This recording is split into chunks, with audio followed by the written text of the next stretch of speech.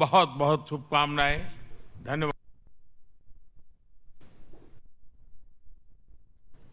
All right, so that was the Prime Minister Narendra Modi, who was addressing the media over there. And remember that Prime Minister Narendra Modi is in Australia right now. He's all set to, in fact, he held a meeting with the Australian Prime Minister Anthony Albanese. This is his second leg of the three-nation visit, and he's already completed his visit to Indonesia, and he will be heading to New Zealand after 3 days. But 3 days of hectic, in fact, meetings that the Prime Minister will be conducting right now in Australia, and a lot on the agenda. We have defense and security that will be discussed. We have the Indo-Pacific ties that will be discussed. We have the Quad, where Australia and India form the two core pillars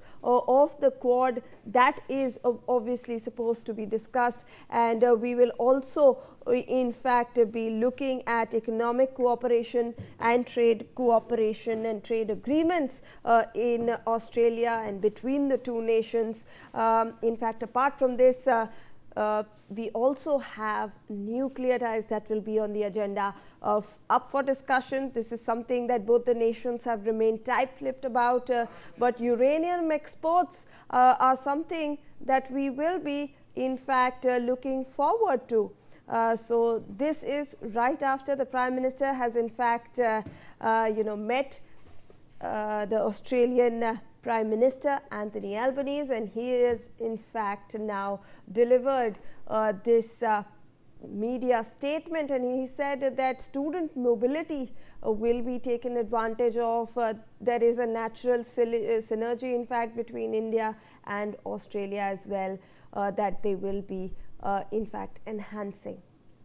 All right, let's open up this discussion. Joining us on this broadcast is Ambassador Sushil Singhal, who's a former diplomat, and Dr. Rajiv Gupta, who's an economist. I welcome you both to this momentous occasion where we are looking at Prime Minister Narendra Modi, and we are looking at the Australian Prime Minister discuss these strategic ties. I want to first of all open up this discussion with Ambassador. Ambassador, I want to understand from your perspective what are the key takeaways that you will be looking at when we're looking at this entire Australia leg of the Prime Minister's three-nation tour. Thanks, Shwani, for having me. This visit of the Prime Minister Modi to Australia is not just a PR exercise, as we sometimes see. It's a strategic significance. It encompasses not only the strategic sphere, but also trade and economic part. The CEO's forum is going to take place. There's a large delegation there. So now the relationship between India and Australia is no longer, not merely limited to people-centered. Now it's a strategic partnership. And as we know, this is the annual summit of the leaders in Melbourne. Melbourne, we know, is economically very important, vibrant city. And what we are talking here, as the Prime Minister, just now you heard the Prime Minister, his focus was on the state-to-state relations. That's a very interesting part. That he came out very specifically in his speech about the areas where the different states of India and Australia can cooperate. So here is a nitty-gritty which I think he was talking about. But apart from that, see, this Indo-Pacific, when we come to this part of the world, when we say look Act East policy or Mahasabha, we are always look at Indo-Pacific region, which is very, very significant for India as well as for Australia and other members of Quad.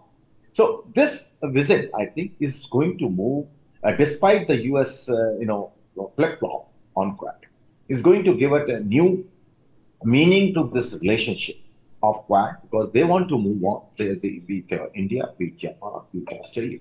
They want to move on this direction because they find the benefits of working together. So there, and then we have this 2020, when we talk the defense ties, because that is also very important dimension.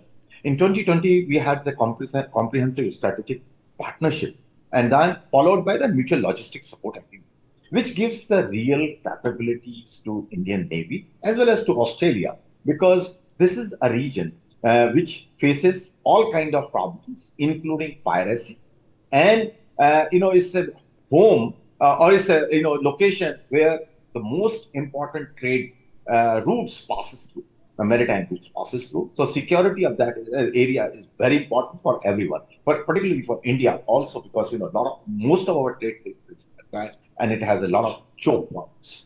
Then critical minerals we already talked about. He also talked about critical minerals and clean energy. For Prime Minister, the clean energy is very, very significant. It's very close to his heart. No, today, in fact, I was reading something in the morning that today we have, crossed a milestone. 50% of the India's energy is clean energy today. So that is, he has, and in 10, 15 years, he has changed completely the roadmap of the clean energy. Critical minerals, and we all know what is happening. One of our neighbor who control almost 90% of the critical minerals, how he's behaving and using it as a weapon of state policy. So I think that has become very important. And uranium is very important source of, Australia is very important source of uranium. So they've not talked about, but I think there's going to be an agreement to get this yellow cake.